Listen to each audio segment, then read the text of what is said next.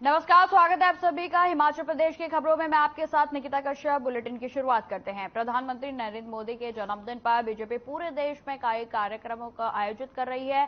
PM Modi के द्वारा विश्वकर्मा योजना भी उसका शुभारंभ कर दिया गया है। वहीं आपको बता दें कि शिमला पहुंचे केंद्रीय मंत्री अनुराग ठाकुर ने रिपन अस्पताल में मरीजों का हालचाल जाना और फल वितरित किए गए। केंद्रीय मंत्री अनुराग ठाकुर ने कहा कि पीएम मोदी ने जीवन के हर पल में भारत मां की सेवा की है और उनका हर क्षण राष्ट्र को आगे बढ़ाने में लगा है। इस दौरान वन नेशन वन इलेक्शन पर विपक्ष के उठाए गए सवालों पर अनुराग ठाकुर ने पलटवार भी किया। उन्होंने कहा कि कांग्रेस सनातन और संविधान की धज्जियां उड़ाने में लगी है और वन नेशन वन इलेक्शन के काफी लाभ हैं। वहीं प्रियंका गांधी के हिमाचल दौरे और प्रधानमंत्री को पत्र लिखने पर अनुराग ठाकुर ने कहा कि केंद्र सरकार हर संभव मदद जो है वो कर रही है, लेकिन शुक्र है कि उन्हें आपदा के 2 महीने के बाद हिमाचल की याद आई है। केंद्र ने प्रदेश को 862 करोड़ रुपए दिए हैं। सड़कों को दुरुस्त करने के लिए सहयोग दिया गया है और जिनके घर टूटे हैं उनको मनरेगा के तहत बनाए जाने की बात कही गई।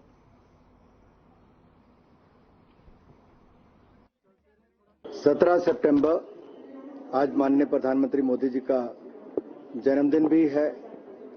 मैं सभी हिमाचल प्रदेश के वासियों की ओर से माननीय प्रधानमंत्री जी को जन्मदिन की बहुत बहुत बधाई और शुभकामनाएं देता हूं, जिनका जीवन संगठन से लेकर सरकार तक हर किसी के लिए प्रेरणा है, जिन्होंने अपने जीवन में हर पल भारत मां की सेवा के लिए व्यतीत किया है, जिनका हर क्षण राष्ट्र को आगे बढ़ाने के लिए लगता है और जो नए भारत को आत्मनिर्भर भारत बनाने की ओर लेकर अग्रसर हैं, जिन्होंने भारत को हर क्षेत्र में नई ऊंचाइयों पर पहुंचाया है, चाहे हमारी परंपराओं से लेकर कला संस्कृति की बात हो, उसको विश्व पटल पर पहुंचाने कर एक ऐसी नींव नरेंद्र मोदी जी ने रखी है कि नया भारत आत्मनिर्भर भारत भी हो और विकसित भारत भी।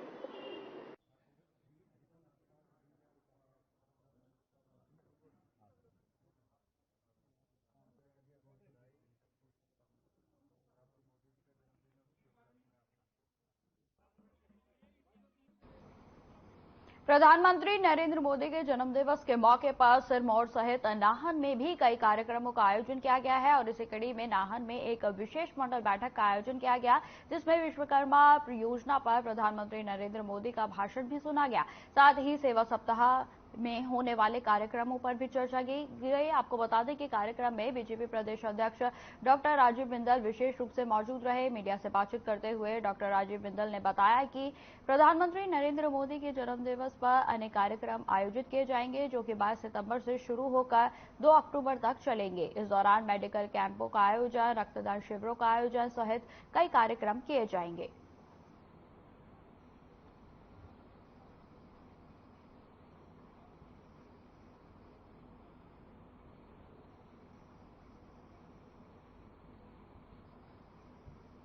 अब मेरी माटी मेरा देश तो लगातार चल रहा है। 22 तारीख को हमारा ब्लड डोनेशन कैंप और मेडिकल कैंप कालाअंब में होगा। 24 तारीख को हर बूथ पर मन की बात होगी। 25 तारीख को पंडित दीनदयाल उपाध्याय जी की जयंती का कार्यक्रम होगा। बूथ सशक्तिकरण अभियान का कार्यक्रम होगा और 2 तारीख को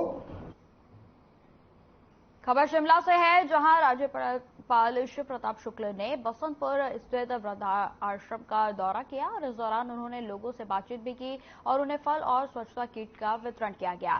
इस मौके पर लेडी गवर्नर और राज्य रेडक्रॉस अस्पताल कल्याण शाखा की अध्यक्ष जानकी शुक्ल भी मौजूद रहीं। राज्यपाल शिव प्रताप शुक्ल ने प्रधानमंत्री नरेंद्र मोदी को जन्मदिन की बधाई दी और साथ ही उन्होंने स्वास्थ्य और परिवार कल्याण मंत्रालय के 17 सितंबर से 2 अक्टूबर तक आयोजित किए जा रहे सेवा पखवाड़े का भी शुभारंभ किया। उन्होंने स्वास्थ्य कर्मियों और राज्य रेडक्रॉस के स्वयंसेवकों को घर घर स्वास्थ्य जांच के लिए भी रवाना किया।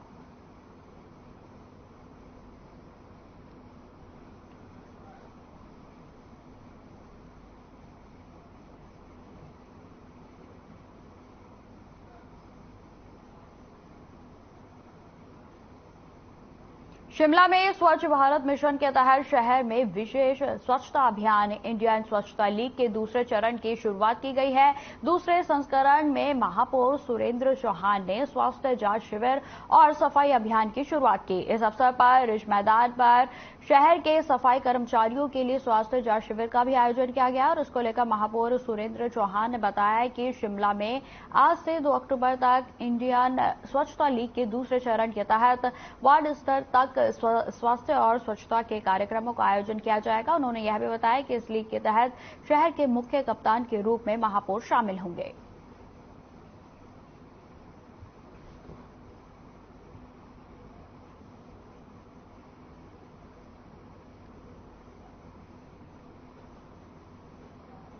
स्वच्छता प्रहरी के नाम से हमारी एक टीम हमने बनाई है, जिसको जैसे क्रिकेट में लीग मैचेस होते हैं उसी हिसाब से हमने शिमला में अलग अलग वार्ड्स में लीग टीम्स बनाई है। शिमला का टीम का कैप्टन मैं हूं और हर वार्ड में जो वार्ड के पार्षद है उसकी टीम के कैप्टन वो खुद हैं। इसी तरह से सफाई को लेकर के हमने एक कार्य आज से हमने फ्लैग ऑफ किया इस कार्य को और 2 अक्टूबर तक ही चलेगा और इसमें स्थानीय लोग भी इसमें रहेंगे और नगर निगम के जो हमारे सफाई कर्मचारी है उसमें साथ।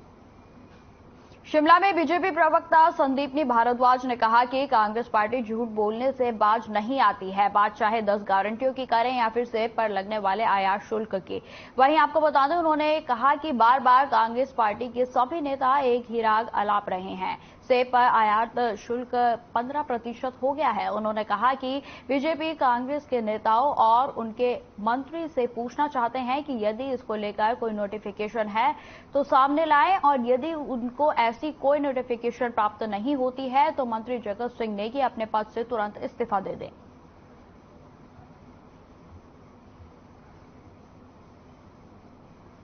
आपने हमने चंद रोज पहले हिमाचल प्रदेश के बागवानी मंत्री माननीय जगत सिंह नेगी का बड़ा गैर जिम्मेदाराना वक्तव्य सुना, जिसमें बार बार ये बात बोल रहे हैं कि केंद्र सरकार ने सेब के आयात पे जो 50 रुपए किलो का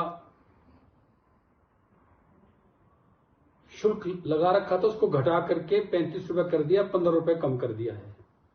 माननीय जगत सिंह नेगी जी, आपने चंद रोज पहले माननीय पीयूष गोयल जो कॉमर्स मिनिस्टर हैं, सेक्रेटरी कॉमर्स से उनके बयान और वक्तव्य नहीं सुने शायद अच्छे से, आप ध्यान से उनको सुन लें, जिसमें उन्होंने स्पष्ट रूप से कहा है कि इस तरह की कोई भी निर्णय केंद्र सरकार ने नहीं लिया है।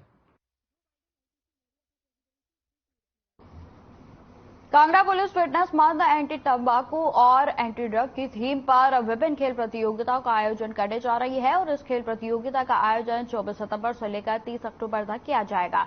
इस बारे में जानकारी देते हुए एसपी शालिनी अग्निहोत्री ने बताया कि इस खेल कंपटीशन में अभी फिलहाल 3 इवेंट शामिल किए गए हैं, जिसमें से 24 सितंबर को कांगड़ा पुलिस के द्वारा मैराथन दौड़ का आयोजन किया जाएगा। इसी के साथ वॉलीबॉल मैचों और टग ऑफ वॉर का भी आयोजन किया जाएगा।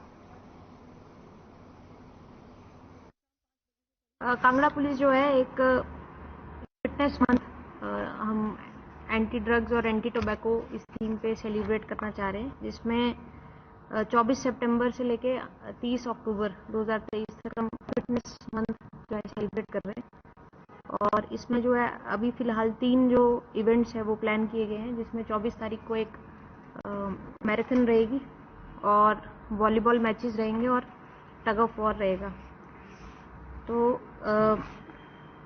जो मैराथन रहेगी धर्मशाला हाफ मैराथन, इसको हमने नाम दिया है और ये 21 किलोमीटर्स मेल्स के लिए और 11 किलोमीटर्स फीमेल्स के लिए, और इसी का एक छोटा सा पार्ट है फन रन 4 किलोमीटर बच्चे जो 15 साल से कम है और सीनियर सिटीजन जो 60 इयर्स के ऊपर है उनके लिए।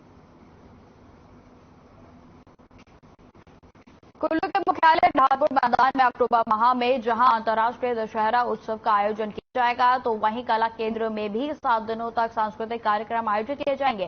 ऐसे में सांस्कृतिक कार्यक्रमों में देशी विदेशी पर्यटक भी अपनी सीट बुक करवा सकेंगे। आपको बता दें कि आपकी बात दशहरा उत्सव समिति ने कला केंद्र की 10% सीटों को 500 रुपए के माध्यम से बुक कराने का फैसला लिया गया है और इस फैसले से देश और विदेश के सैलानियों को भी सांस्कृतिक कार्यक्रम देखने का मौका मिलेगा।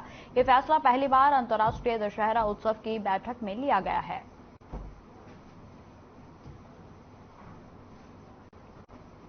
इस बारी कोशिश ये की जा रही है कि रोज स्टार नाइट होगी, रोज कोई 2-3 देश के कलाकार होंगे और खासतौर पे जो आखिरी दिन है लंका दहन के दिन, उस दिन सुबह लोकल कार्निवल, उसमें लोकल झांकियां और का प्रस्तुतिकरण किया जाएगा। उसके लिए भी पूरी कमेटी गठित की गई है और उसमें जो है थीम हमारा हिमाचल कुल्लू के लोगों को आगे दर्शाने का है, उसको भी रखा गया और मुख्यमंत्री जी के समक्ष उस दिन जो कंक्लूडिंग रखा गया है। ऐसे में जो दशहरा में जो हमारा कानून व्यवस्था का भी सुचारू रूप से जो प्रबंध किया जाएगा और ट्रैफिक कंट्रोल के साथ ये भी ध्यान में रखा जा रहा है कि साफ सफाई सारे स्टॉल में जो भी सर्विस करने वाले वो दस्तानों के साथ हो।